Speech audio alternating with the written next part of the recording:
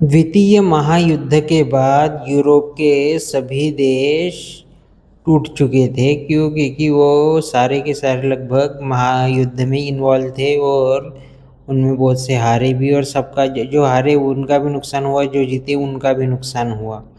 तो इसलिए वो टूट चुके थे और इसीलिए इंग्लैंड आदि को जो उनका साम्राज्य था पूरे विश्व में फैला हुआ, तो उनको धीरे धीरे करके समेटना पड़ा, है ना। क्योंकि यूएनओ आदि भी संस्था उस समय फिर बन चुकी थी, तो अपना साम्राज्य वो समेटने लगे। फिर धीरे धीरे करके एक एक करके सभी देशों को वो छोड़ के उसको स्वतंत्र राष्ट्र घोषित करने लगे। तो ऐसे फिर और अन्य देशों ने भी, जो यूरोप के थे, फ्रांस आदि, इन्होंने भी वही किया। क्योंकि वो डायरेक्ट राज करने का या डायरेक्ट के अपने साम्राज्य का विस्तार करने का दौर एक तरह से वो ख़त्म हो गया उस समय। लेकिन उन्होंने फिर क्या किया कि दूसरा रास्ता खोज निकाला। क्योंकि अब डायरेक्ट तो नहीं कर सकते हैं, तो इनडायरेक्टली कंट्रोल तो करना है दुनिया को, तो इनडायरेक्टली कंट्रोल करने का उन्होंने रास्ता अपनाया। तो कैसे रास्ता अपनाया? तो उन्होंने एक तरह से पूरी दुनिया को ये बताया कि सारी दुनिया में शिक्षा हमने शुरू की। नहीं तो इससे पहले सब अनपढ़ थे, गँवार थे, किसी को कुछ आता नहीं था, सब शिकार करते थे।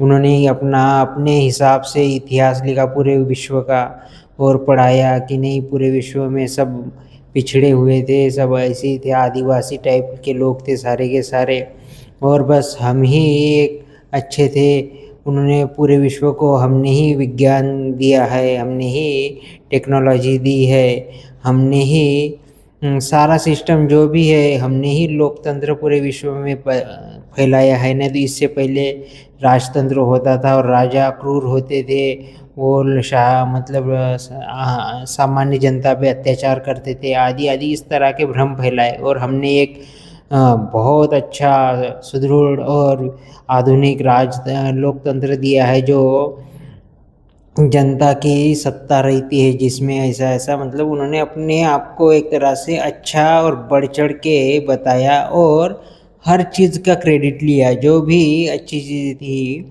उन हर चीज़ का खुद क्रेडिट लिया, और जो भी बुराइयाँ थी या जो भी जितना वो कर सकते थे बुराइयाँ, उन्होंने बाकी यूरोप, नहीं यूरोप बोलता हूँ, एशिया, अफ्रीका और अन्य देशों की बहुत की, है ना। कि भाई हमारी वजह से आज ये ऐसे हो रहे हैं, मतलब इस तरह से हम नहीं जाते तो ये वही के वही होते, ऐसे इस तरह की भ्रामक बातें पूरे विश्व में उन्होंने पढ़ाई भी और फैलाई भी कई तरह से। मतलब एक तो पढ़ाई के द्वारा, दूसरे मीडिया के द्वारा माध्यम से, और विज्ञान के नाम पे और तकनीकी के नाम पे, हर चीज़ के नाम पे उन्होंने अपना महिमा मंडन किया और पूरे विश्व को नीचा दिखाया और हर चीज़ का क्रेडिट लिया। तो और फिर क्या हुआ कि इसका प्रभाव फिर धीरे धीरे लोगों के मन पे पड़ता गया, और लोग यही समझ लगे, वाह भाई हाँ यही सही है,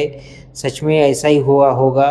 और लोग भी फिर मानने लगे। क्योंकि उन्होंने जो सारी शिक्षा व्यवस्था बनाई, वही पूरे विश्व में लागू होने लगी धीरे धीरे करके। उनका जो तंत्र था, लोकतंत्र, संसदीय शासन प्रणाली, वही पूरे विश्व में धीरे धीरे करके लागू होने लगी।